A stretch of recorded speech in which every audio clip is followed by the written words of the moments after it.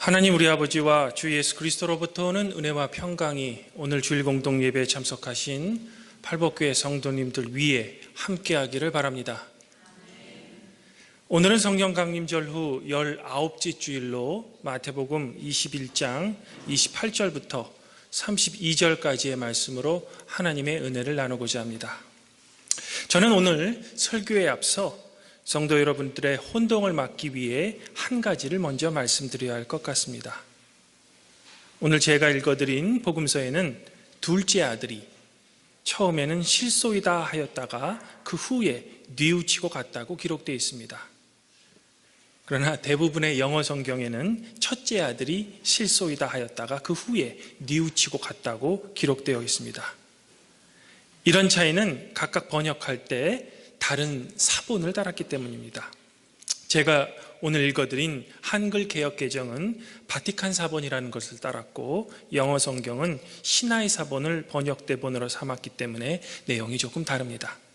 한글 성경 중에도 새 번역과 공동 번역이 신하의 사본을 따라 첫째 아들이 실소이다 하였다가 그 후에 뉘우치고 갔다고 번역되어 있습니다.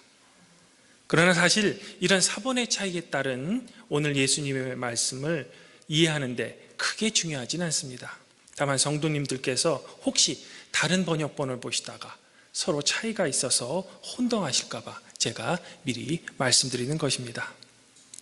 자, 이제 저와 함께 오늘 말씀을 같이 살펴보도록 하겠습니다. 오늘 말씀의 시작은 예수님께서 그러나 너희 생각에는 어떠하냐라는 질문으로 시작합니다. 그러면서 예수님은 두 아들의 이야기를 들려주십니다. 예수님의 이야기에 따르면 어떤 사람에게 두 아들이 있었습니다. 그가 첫째 아들에게 얘야 오늘 포도원에 가서 일해라 라고 말하자 첫째 아들은 예 아버지 가겠습니다 라고 말했지만 실제로는 가지 않았다는 것입니다. 이제 아버지가 둘째 아들에게 똑같이 포도원에 가서 일해라 라고 말했습니다. 그러자 둘째 아들은 처음에는 싫습니다 라고 말했다가 그 후에 뉘우치고 갔다는 것입니다. 이제 이런 이야기를 마치신 예수님께서는 그들 중에 즉 첫째 아들과 둘째 아들 중에 누가 아버지의 뜻대로 하였느냐라고 질문하십니다. 그러자 예수님의 이런 질문을 받은 이들이 둘째 아들입니다 라고 예수님께 대답했습니다. 성도 여러분, 그렇다면 오늘 말씀에서 둘째 아들입니다 라고 대답을 한 사람들은 누구일까요? 또한 예수님께서는 오늘 말씀에 처음에 도대체 누구에게 그러나 너희의 생각에는 어떠하냐라고 질문하셨을까요? 다시 말해 오늘 말씀 속에 청중은 누구일까? 우리가 오늘 말씀 속에 청중이 누구인지를 알기 위해서는 우리는 마태복음의 21장 처음으로 거슬러 올라가야 될 필요가 있습니다. 마태복음 21장의 시작에서 예수님께서는 드디어 예루살렘에 입성하십니다. 그리고 이처럼 예루살렘에 들어오신 예수님께서 하신 첫 번째 일이란 바로 성전을 정화한 성전 정화 사건입니다. 성도 여러분들도 잘 아시겠지만 예수님께서는 성전에서 장사하는 사람들을 내쫓으십니다. 결국 이 일로 인해 예수님께서는 당시 종교와 사회 지도자들이었던 대제사장과 장로들에게 미움을 받게 되십니다. 즉 예수님과 이들의 관계가 극도로 악화된 것입니다. 하지만 예수님께서는 이런 대제사장과 장로들의 노여움은 아랑곳하지 않으시고 다시 성전에 들어와 백성들을 가르치십니다. 이제 이런 모습을 본 대제사장들과 백성의 장로들은 참지 못하고 예수님께 몰려와 이렇게 이야기합니다. 도대체 당신이 무슨 권위로 이런 일을 하느냐? 라고 예수님의 권위에 대해 따져 묻습니다. 예수님께서는 이들의 공격적인 질문에 즉답을 피하십니다. 그리고 오히려 그들에게 곤란한 질문으로 답하십니다. 요한의 세례가 하늘로부터 왔는지 아니면 사람으로부터 왔는지에 한번 답변해 보라는 것입니다. 하지만 예수님께 이런 질문으로 허를 찔린 이들은 우리는 알지 못한다 라고 예수님께 대답합니다. 왜냐하면 요한의 세례가 하늘로부터 왔다고 대답하면 세례 요한을 믿지 못했던 자신들이 백성들로부터 공격을 받을 것이요, 그렇다고 요한의 세례가 사람으로부터 왔다고 대답하면 세례 요한을 선지자로 인정했던 백성들에게 욕을 먹을 수 있기 때문입니다. 이제 이들로부터 이런 대답을 들으신 예수님께서 예수님 자신의 권위를 공격했던 대제사장들과 백성들의 장로들을 향해 3가지 비유로 역공격을 시작하십니다. 이것이 오늘 비유를 포함해서 3주 동안 우리가 함께 살펴볼 3가지 비유인 것입니다. 즉, 이 3가지 비유들 중 첫 번째가 오늘 말씀인 28절부터 32절의 두 아들에 관한 비유이고, 그리고 다음 주에 우리가 살펴볼 33절부터 43절의 악한 포도원 소작인의 비유가 두 번째 비유이며, 10월의 마지막 주일인 29일에 살펴볼 복음서 말씀인 22장 1절부터 14절이 세 번째 비유인 왕실 혼인의 잔치의 비유입니다. 이처럼 우리는 3주 동안 대제사장과 백성의 장로들, 즉 예수님 당시 종교와 사회 지도층들을 향해 경고하신 예수님의 3가지 비유를 복음서 말씀으로 살펴보아야 할 것입니다. 이런 의미로 오늘 말씀 속의 청중이란 바로 대제사장과 장로들, 즉 예수님 당시 종교와 사회의 지도층이며, 오늘 비유는 이들을 향한 예수님의 통렬한 첫 번째 경고인 것입니다. 성도 여러분, 이스라엘은 수많은 나라 가운데 하나님께서 자신의 백성으로 선택한 선민입니다. 하나님께서는 이 이스라엘을 통해 열방을 향한 하나님의 사랑을 전파하시려고 계획하셨던 겁니다. 그래서 하나님께서는 자신의 백성인 이스라엘에게 하나님의 백성답게 살아가야 할 길이 어떤 것인지를 언약과 율법을 통해 가르쳐 주셨습니다. 또한 이스라엘이 하나님의 백성인 선민이 되는데 실패할 때마다 이스라엘 백성을 사랑하는 마음으로 자신의 예언자들을 보내셔서 때로는 그들을 꾸짖으시고 때로는 그들을 위로해 주시며 하나님에게로 돌아오라고 가르치신 것입니다. 오늘 구약 봉독문이었던 에스겔서에서도 이런 범죄한 이스라엘을 향한 하나님의 경고와 그분의 사랑을 우리는 읽을 수 있습니다. 다시 말해 바벨론에 포로로 잡혀와 있을 당시 이스라엘 사람들은 자신들의 신세가 이렇게 포로가 된 것은 자신들의 죄가 아닌 선조들의 죄 때문이라고 생각했습니다. 그래서 그들은 아버지가 신포도를 먹었기 때문에 아들의 이가 시다고 자신의 신세를 한탄했던 것입니다. 그러면서 이들은 아버지의 죄 때문에 우리가 이 땅에 왔다고, 하나님께서는 이렇게 자신들을 부당하게 다루셨다고 원망을 했던 것입니다.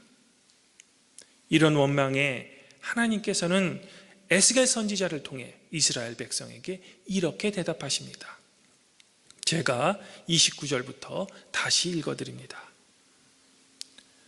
그런데 이스라엘 족속은 이르기를 주의 길이 공평하지 아니하다 하는도다. 이스라엘 족속아, 나의 길이 어찌 공평하지 아니하냐? 너의 길이 공평하지 아니한 것이 아니냐? 주 여호와의 말씀이니라. 이스라엘 족속아, 내가 너희 각 사람이 행한 대로 심판할지라. 너희는 돌이켜 회개하고 모든 죄에서 떠날지어다. 그리한즉 그것이 너희에게 죄악의 걸림돌이 되지 아니하리라. 너희는 너희가 범한 모든 죄악을 버리고 마음과 영을 새롭게 할지어다. 이스라엘 족속아, 너희가 어찌하여 죽고자 하느냐? 주 여호와의 말씀이니라. 죽을 자가 죽는 것도 내가 기뻐하지 아니하노니 너희는 스스로 돌이키고 살지니라.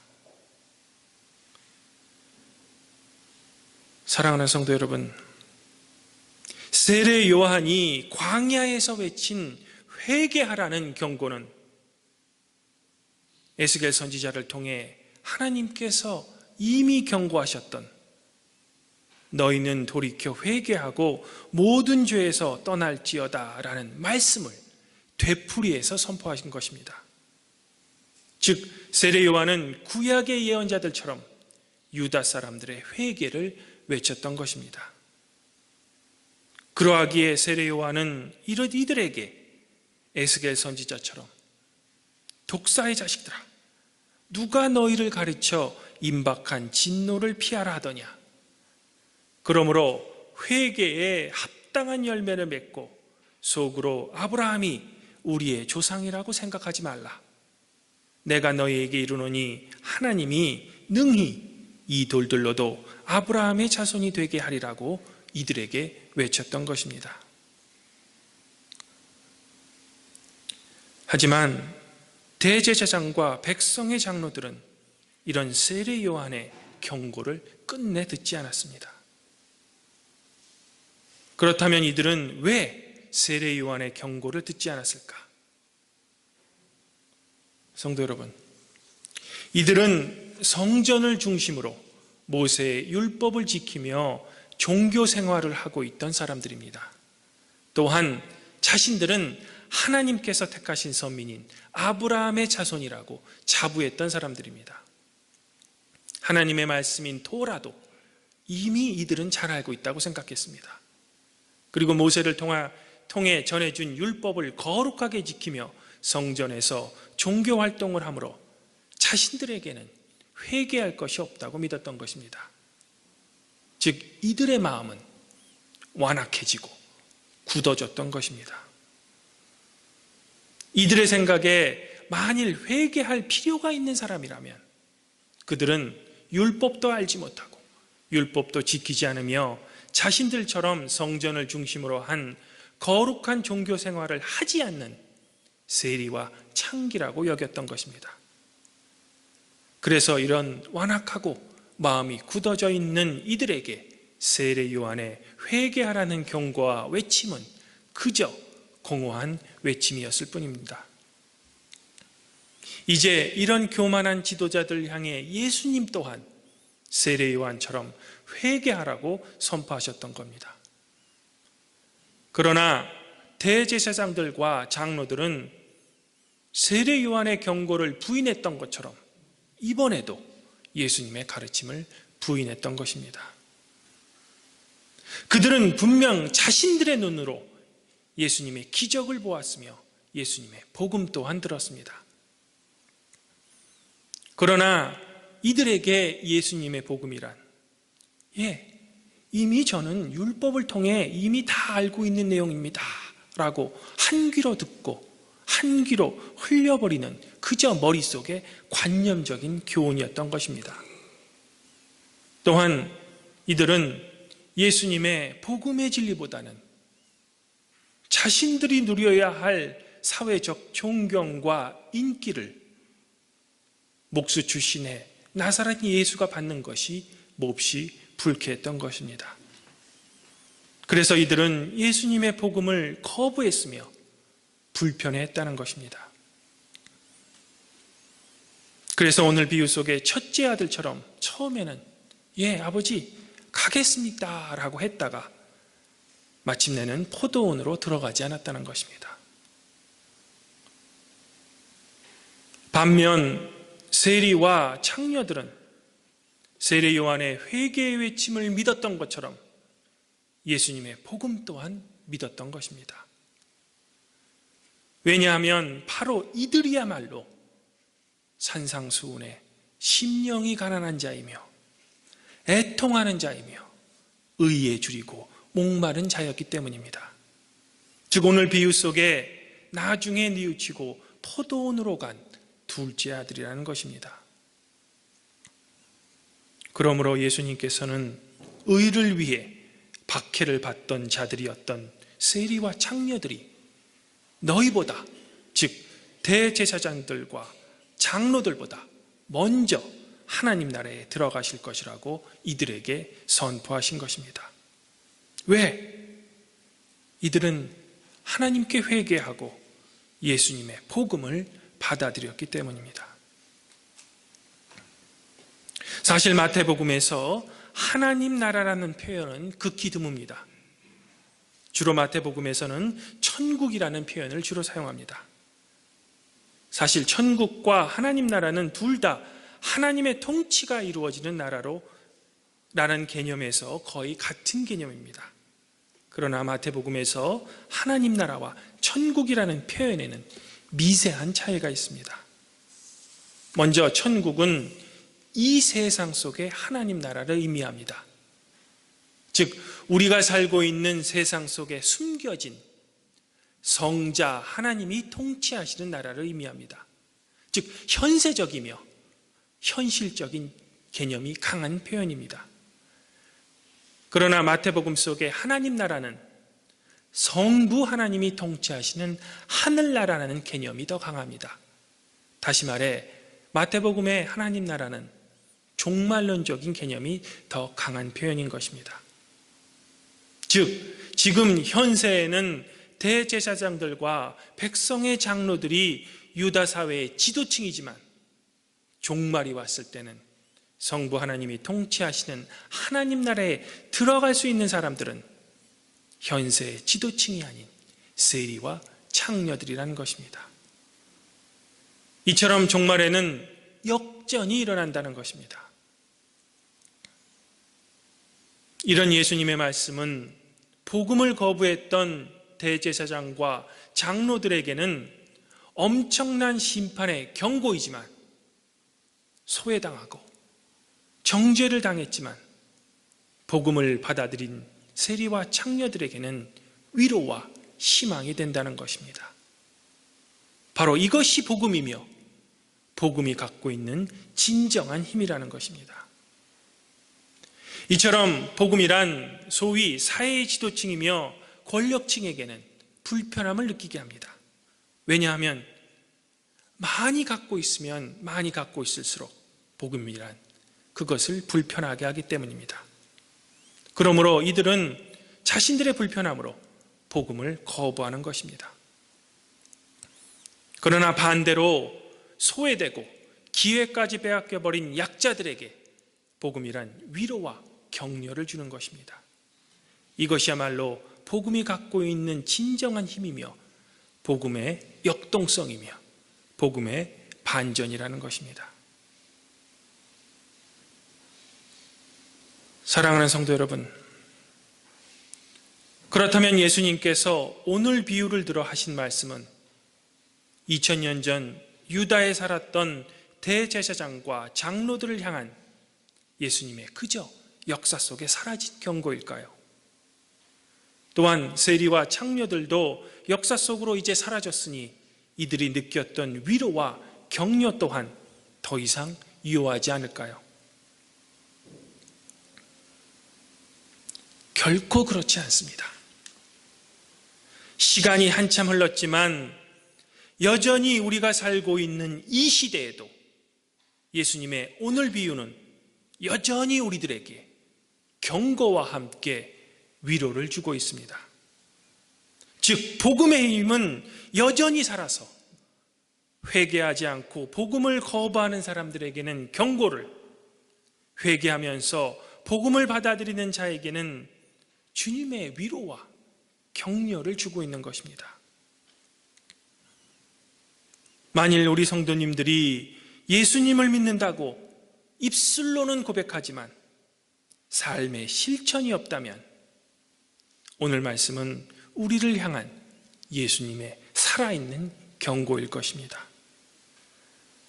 그러나 예수님의 가르침을 삶 속에서 실천하려고 처절하게 노력하지만 우리의 나약함 때문에 번번이 실패하는 심령이 가난하며 애통하는 성도들에게 오늘 주님의 말씀은 희망이며 위로가 될 것입니다. 성도 여러분들께서 심령이 가난하면 가난할수록, 애통이 크면 클수록, 의에 줄이고 목이 마르면 마를수록 주님의 복음은 성도 여러분들이 이 험한 세상을 살아갈 수 있게 해주는 생명의 양식이자 생명의 물이 될 것입니다. 주님 안에서 한 형제자매인 팔복교회 성도 여러분, 아무쪼록 팔복교회 성도님들은 복음을 통해 불편함과 거부감보다는 하나님께서 주시고자 하시는 위로와 희망, 그리고 격려를 받으시기 바랍니다.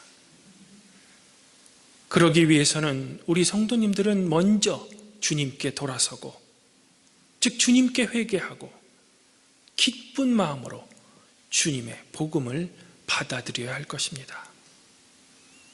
에스겔 예언자를 통한 하나님의 말씀처럼 하나님께서는 마땅히 죽을 자가 죽는 것도 기뻐하지 않으시는 분입니다. 그분께서는 오로지 성도 여러분들이 스스로 돌이키고 살기를 간절히 바라고 계시는 분이십니다. 이런 하나님의 간절하신 바람처럼 팔복교회 모든 성도 여러분들은 주님께 회개하는 마음으로 복음을 받아들여 하나님께서 결정하신 그 때가 된다면 성도 여러분들 모두 하나님 나라에 들어가시기를 이 시간 주님의 이름으로 축원드립니다. 그리하면 모든 지각에 뛰어나신 하나님의 평강이 그리스도 예수 안에서 성도 여러분들의 마음과 생각을 지키실 것입니다.